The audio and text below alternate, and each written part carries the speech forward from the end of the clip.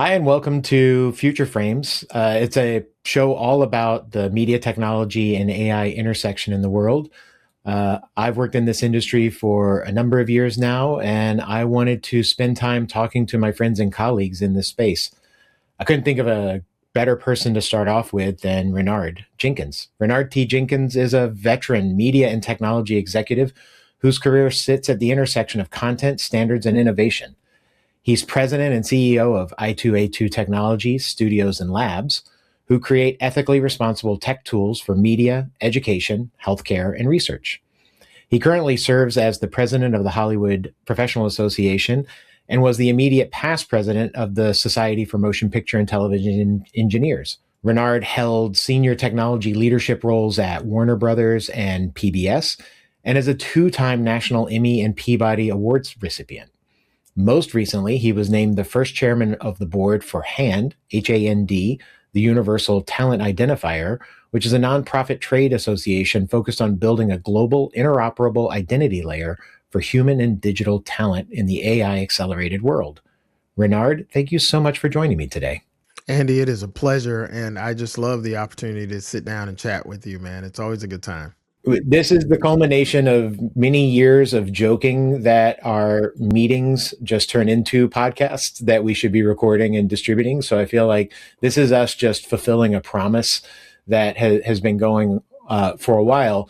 And I think it's been going for a while because you're so damn busy. I mean, how many things do you have to do and be like, you're just constantly everywhere. I'm impressed. You know what? I'm trying not to be everywhere, but I have a tendency to say yes to things that I really think are important. Well, it's And what I love about that's you, a man. problem. You're passionate, and I think that passion leads you to just yes-anding a lot when it comes to this. Yeah, yeah, and I think you asked me one time, when do you sleep? And my answer was on planes and in between time zones. Yeah, So well, I guess that's a good way to keep you off the plane's Wi-Fi and working. there you go, there you Let go. let's jump into it. I mean, I want to hear about all of this, but maybe let's start with the last one around hand, and because that is sort of one of the newer areas and maybe Mhm. one that not everybody's familiar with. Can you describe a little bit around what hand's goals are and what a unified talent identifier actually is? The thing that we like to think of hand is we're DNS for the AI age.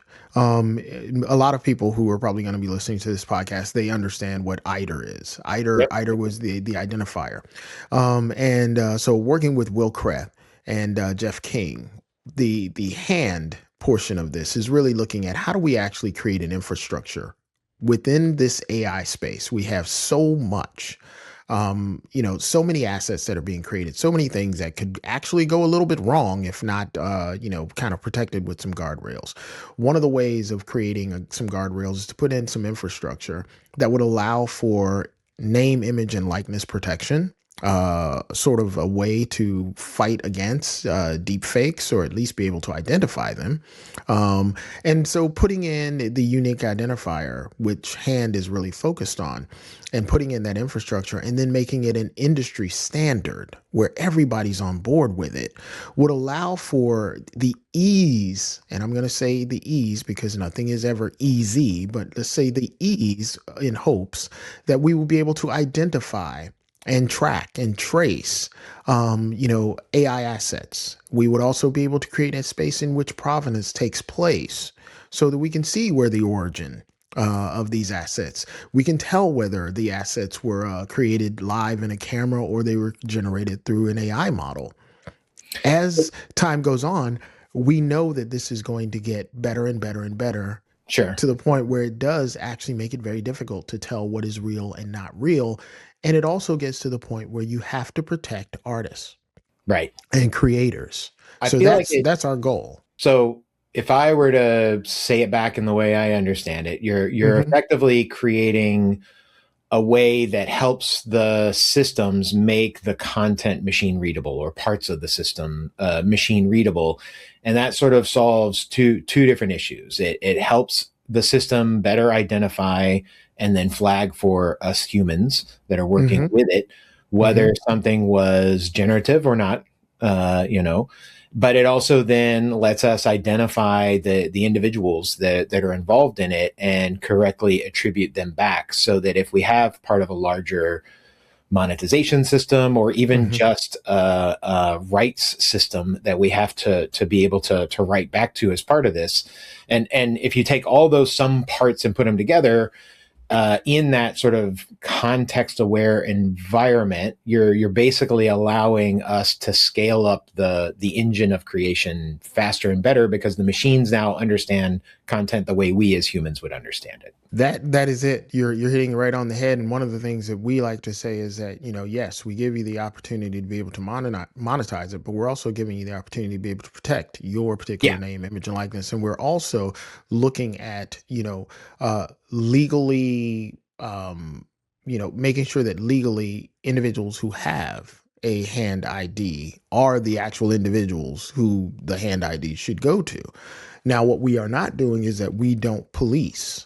That's essentially going to become a sort of probably a cottage industry once all of this is in place. Our focus is really on building the infrastructure and helping people to be able to track and trace. After that, the rest of the industry then steps in. Right. I think that is an important part of it, because I don't think you can be the platform and the system that does that work as well as the policing agent. I think you No, have to no. intermediate those two. No, no, not at all. Not at all. So yeah, that's what I'm really excited about because I'm an artist rights sort of person. I lean towards artist rights. I just believe that the more that we can build an infrastructure and build a place where artists feel comfortable and they feel that their IP is protected, the more open that individuals will be to adopting emerging technology.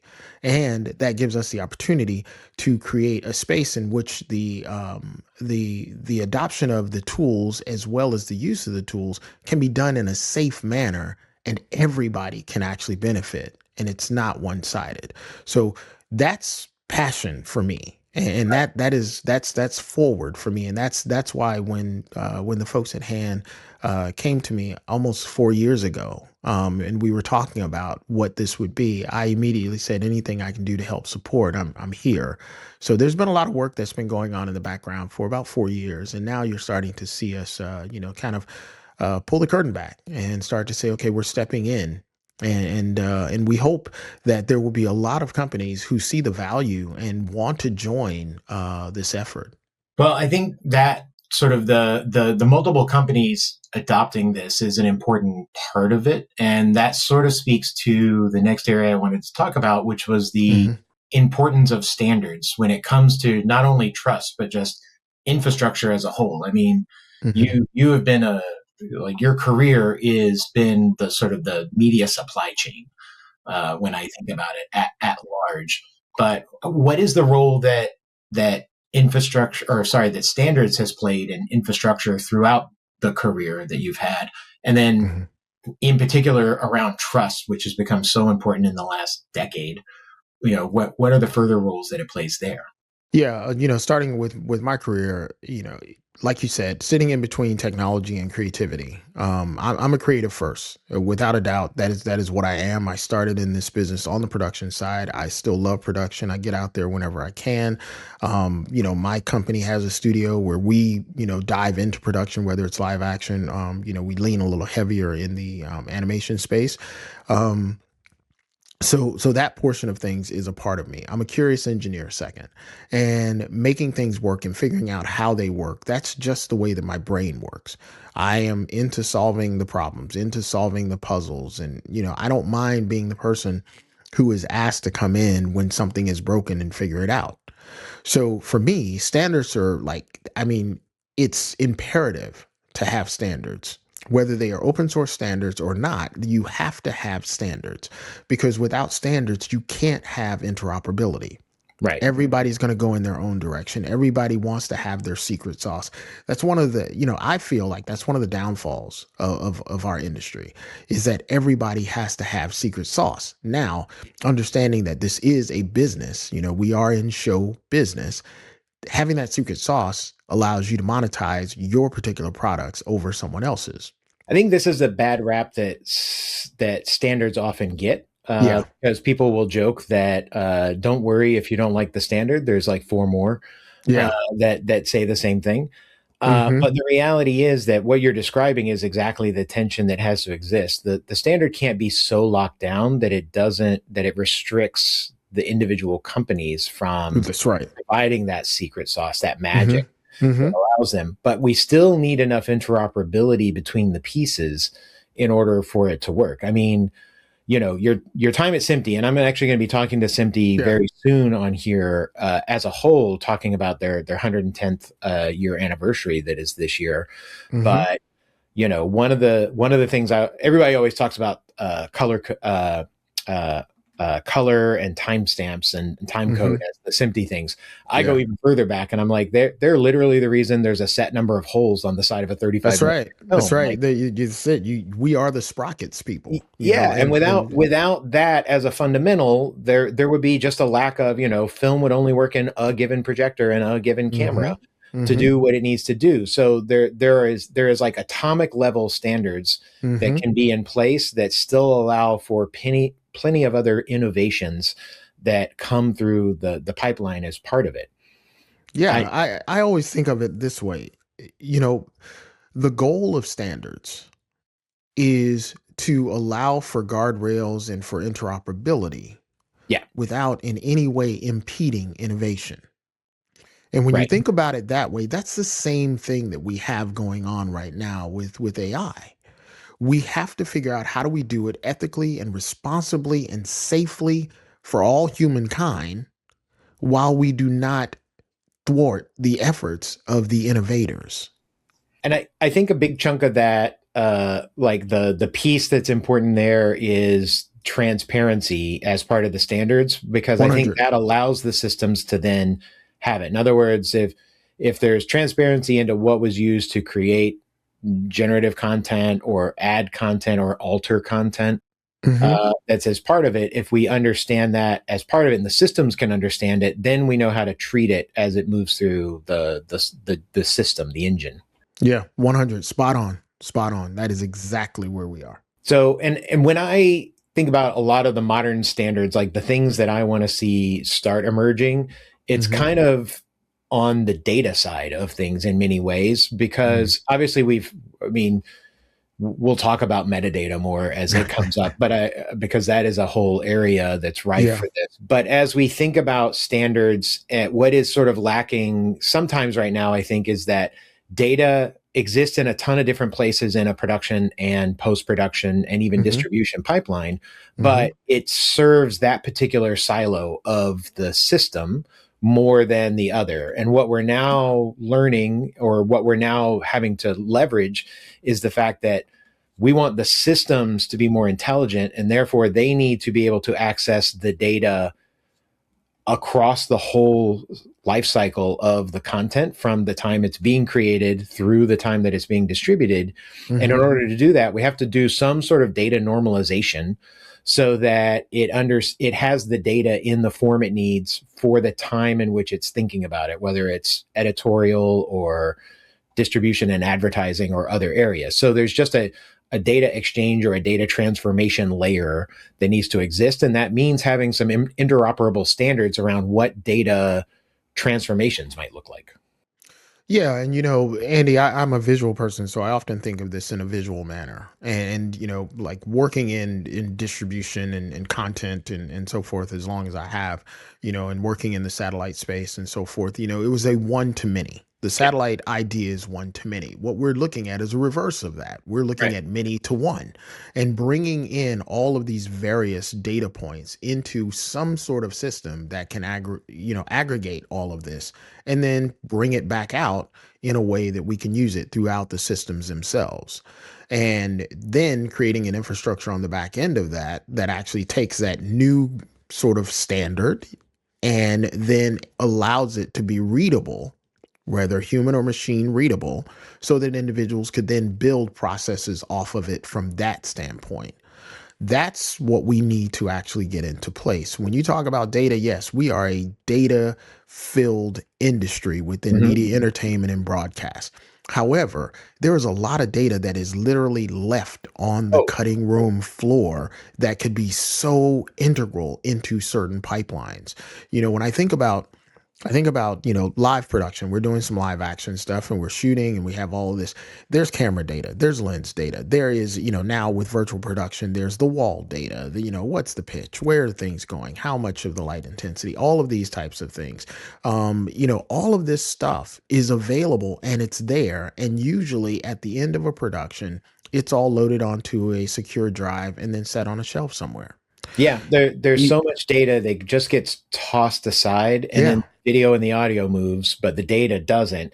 And we have to get out Hmm. of that mindset. Data is a Yeah. first class citizen in modern production, and we have to Mm-hmm. migrate it the same way we migrate the assets. Oh, without a doubt, because what we end up doing is redoing the work Right. when someone wants to make some sort of derivative product out of what was done, instead of saying, hey, you know what, if we can find that data and we can identify those assets, instead of redoing the work, maybe we can recreate it and save time and save money. And I very rarely say money, but in the sense of this, you're saving time and saving money Well, to sort of do something different. I mean, I literally have examples. I worked with Warner Brothers, your alma mater, Hmm. uh, almost a decade ago at this point, where they wanted to use early compute vision systems to to try and basically metadata tag all the finished assets to the Hmm. best of their ability. They wanted to know where was the breakfast table scene, where was there rain on Hmm. glass, Hmm. where was the panning shots, all of those kinds of things. And we kept coming back to these conversations where I talked to them and they'd send me assets and we would try and guess it. And I was like, look, you're using thousands of dollars of compute in order to find information that is in the script Hmm. that you also have. And I was like, Yeah. can't we just upload the script as part of it? And then we'll have the scene information. We'll have Hmm. props. We'll Hmm. have character names. Yeah. And it was like they hadn't even thought of it as an No, option. It was just no. You were too early. You were right. too early. You were too early. It's the same thing. When I was there and I introduced the idea, along with Ryan Began and Tony Driscoll, who were, Tony was our boss and Ryan and I were colleagues. We were talking about the digital backlot. Now, this was not something new because Disney had Right. also started to try to go down that road as well. And it was too early. The ability to actually create this space in which you can have all of these assets tagged automatically as they are created, and then have something that can read and be able to quickly identify where these things are, pull them up, make them available, whether you're making them available as a proxy or you're making them available as high res, whatever way you want to go.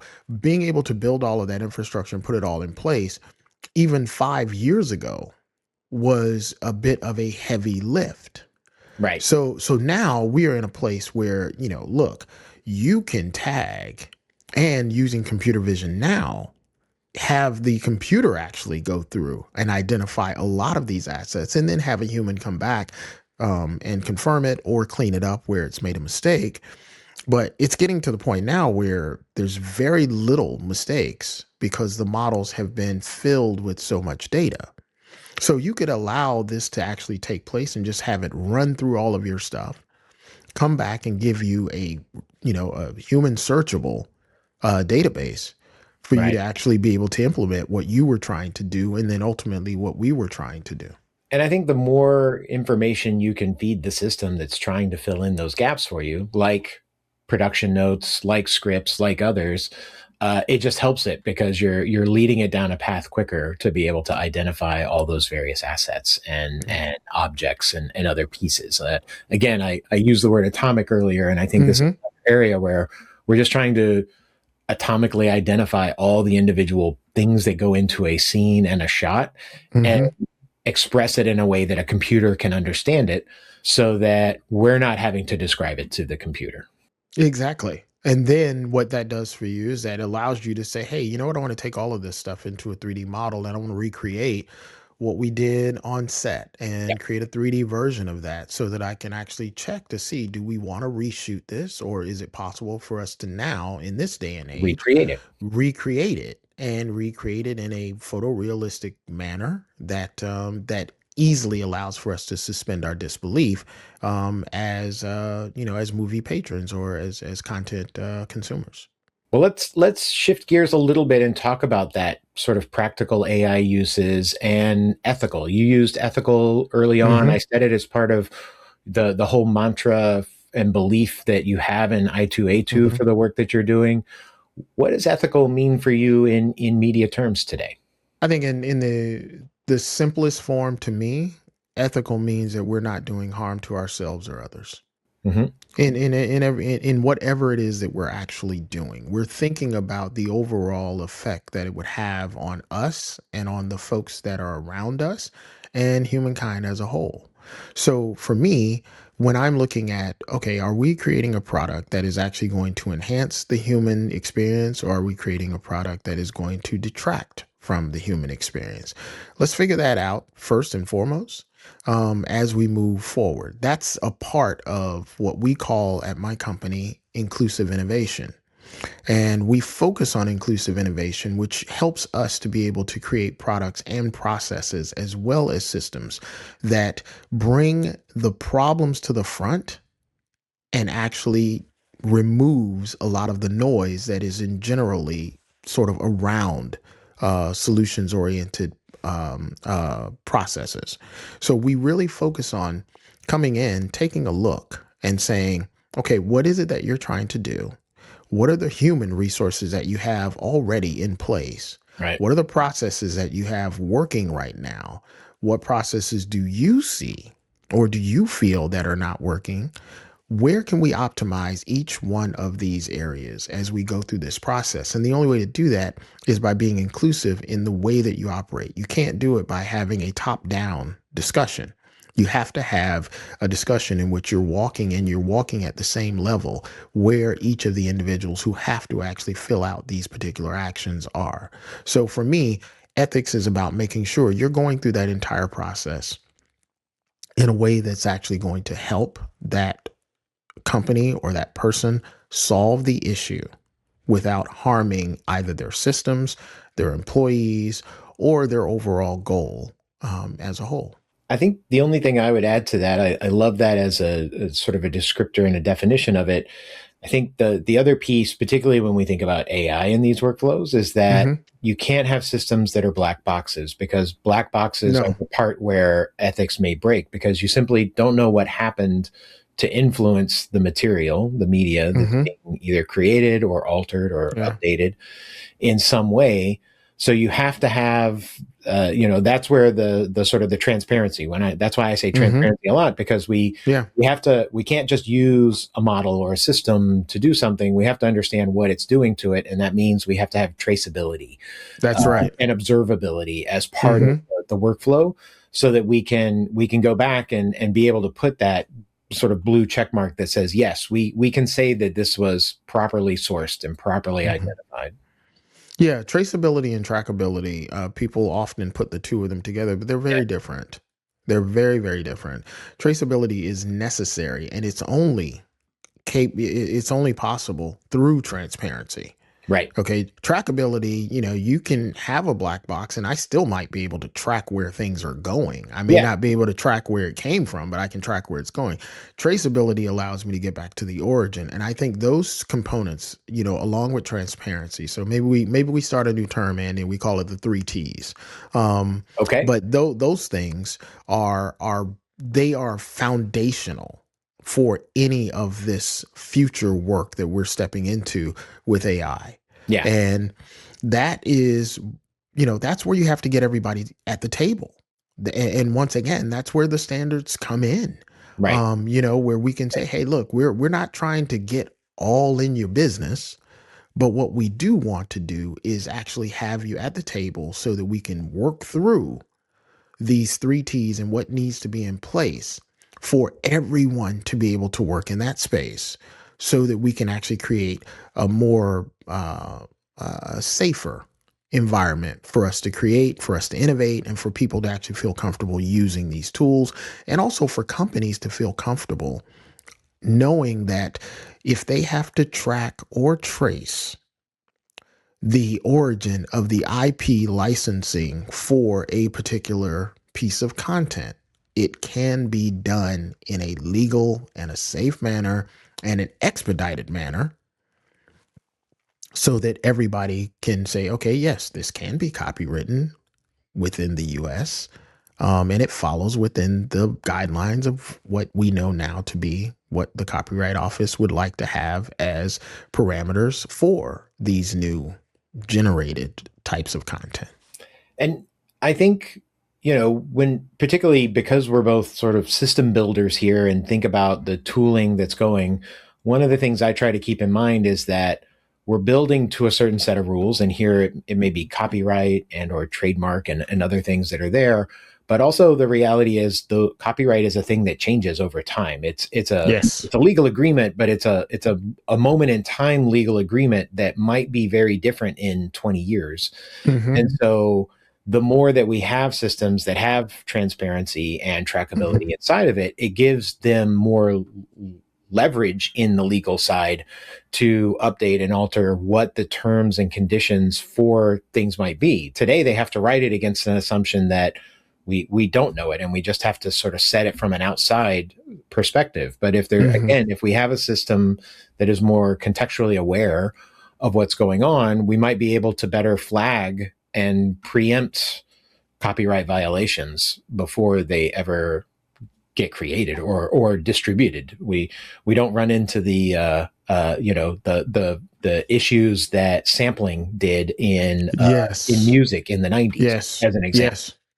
Yeah, yeah, and that's a wonderful way to look at it. And boy, if we can get to that space, we're all Right. we're all gonna be much happier, and That's definitely the golden path. And I wish we would yeah, just had the yeah. golden path, but I know we have a Oh. lot of sewage to climb through before we get to that. I agree with that, and I would love for us to get to that golden path because I really believe that they're in the hands of some of the geniuses that I get to work with or interact with through the various communities. The technology has the capability of just doing some phenomenally exciting things, Yeah. whether it is in the space of media and entertainment. Healthcare is an area that I'm just really blown away by how much advancement they are actually making in the space. Hmm. But then they have to be careful because they have HIPAA laws and all kinds of other things Right. that are there for safety reasons and for very good reasons.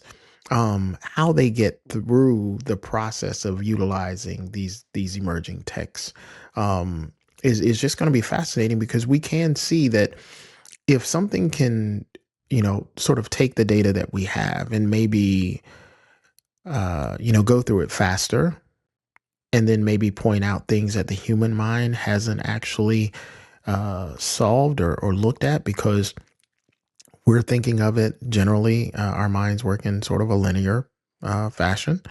But these systems can work non-linearly. They can, in a very obtuse way, and maybe they come up with a resolution or some sort of cure for some of these things that ails us as human beings.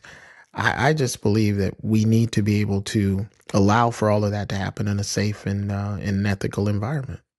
Yeah, no, I think it's absolutely critical. And I think there's a lot of what I love about the working cross industry in those kinds of pieces is that there's learnings that may come out of the healthcare side of this for Mm-hmm. either how data is managed or handled, Mm-hmm. or some novel way that they're using computer vision that we can pull back into a media workflow that makes changes, and vice versa. Mm-hmm. I've certainly advised a number of projects inside of either healthcare or education, even financial services, Mm-hmm. in some ways, because in many ways, every company is a media company, That's true. but at the same time, where the next cool innovation for media is going to come from isn't necessarily another media project. It could easily be Mm-hmm. a healthcare project. Oh yeah, the media industry has known. I mean, they're known for what, a century now of being able to pull byproducts out of other industries and then put them into play. Um, into this crazy industry that we're in.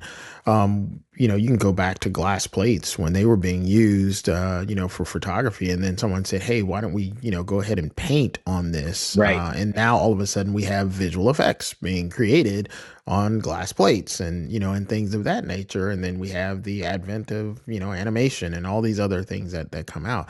So this industry is known for being open to using it. Blockchain is a very good example of that, Sure. where 10 years ago, everybody was saying the word blockchain, but no one knew what to do with it. What do we do with it? They tried to bring the five studios together to say, hey, let's use it for contracts. And that way everybody will have the same, sort of the same infrastructure for the contracting process. It didn't actually take off and Right. work. But now we're looking at it for, Alluvio's creating a content fabric and looking at it for distribution. And people are like, oh, wow, the auditing capabilities of this actually works very well for distribution.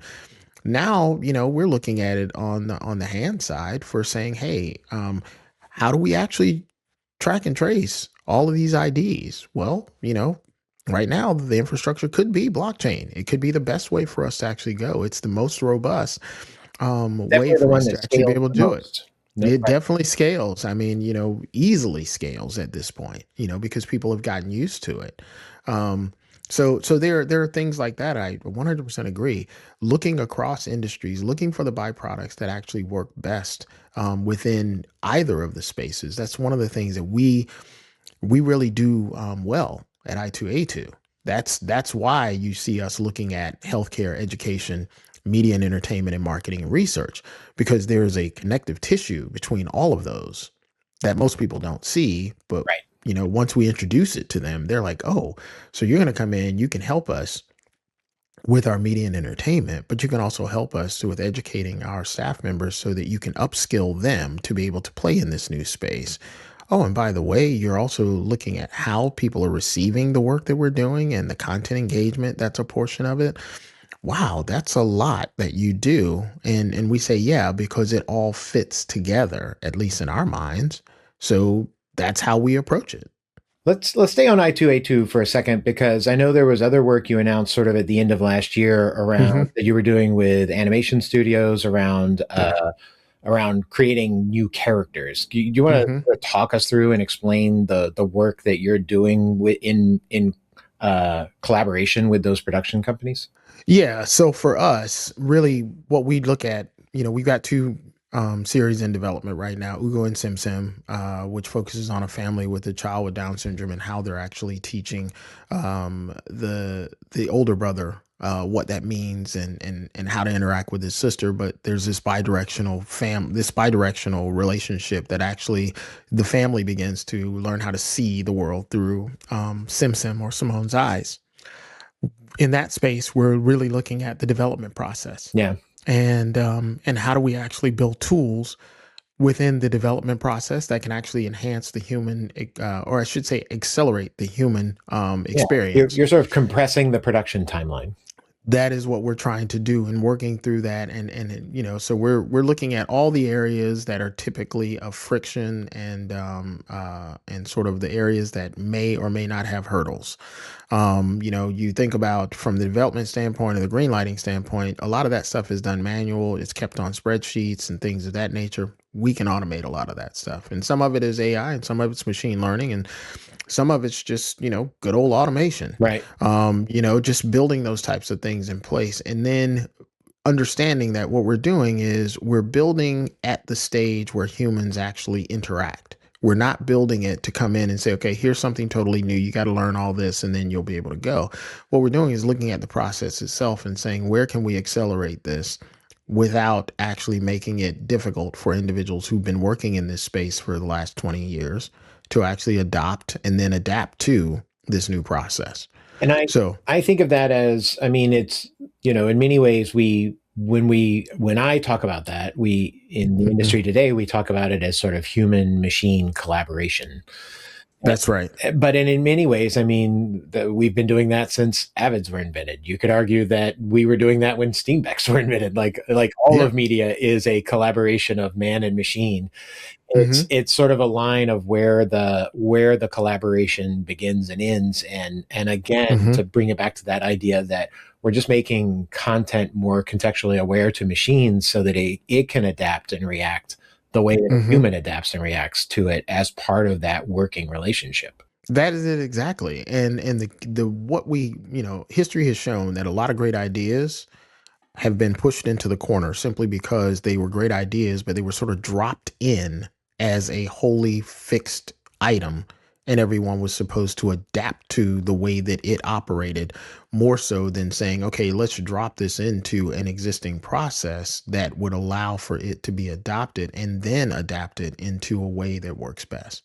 With Jericho Cutter, which is another series that we're working on, that is very much the way that we're going. It is very artist driven, very artists throughout. All of the images are hand drawn, all of the images are hand painted, the layouts, everything is done in the traditional manner. However, how we're actually animating the characters and things of that nature, where we're actually That's the experimenting with, uniqueness. that we're experimenting with a lot of the emerging technology. So, like I said, it's about 80-20. It's 80% human design centered and human design working throughout all of it. And then there's 20% of it that's used to, human accelerated and human enhanced using emerging technology. I like human enhanced as a phrase within there. And I Yeah. think we Yeah. need more of that thinking as what we do. Yeah.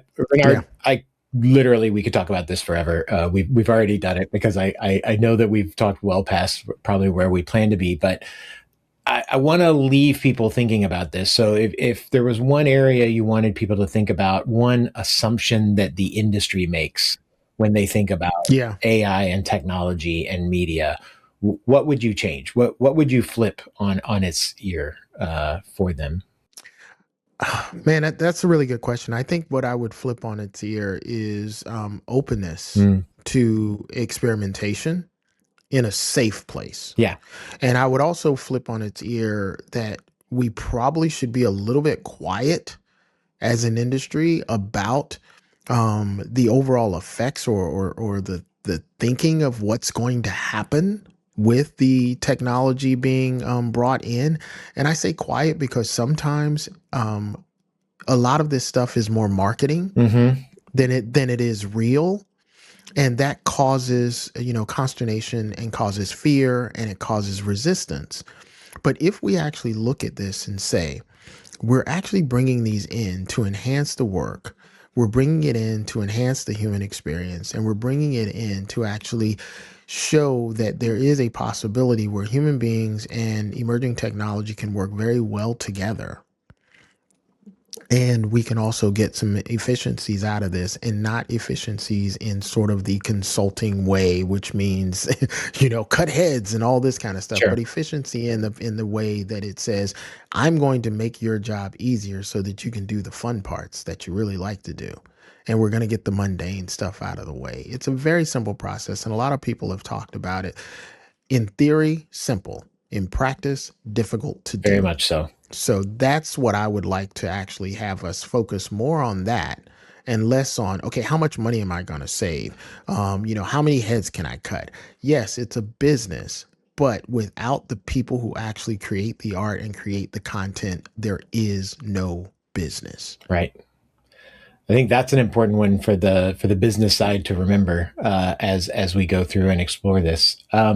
Renard, Yeah. thank you so much for the time. I really appreciate it. I always get a lot of insights when we sit and chat like this, and As do I. I As do feel I. like I, we can I do it love all the talking time. with you, and No, I I appreciate it, love talking to and I you, know man. I'll see you in the very near future because the HPA retreat is next week. So I look forward Yes. to seeing you at least briefly in person and give you a well deserved hug.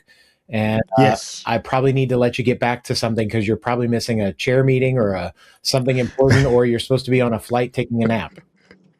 I am not taking a nap today. I'm actually working on some character design pretty much as soon as I get off this call. Love it. Well, thank you again for the time. Really appreciate it, and thanks for sharing your wisdom with our audience. Oh, thanks so much for having me, man. It's always a pleasure talking with you.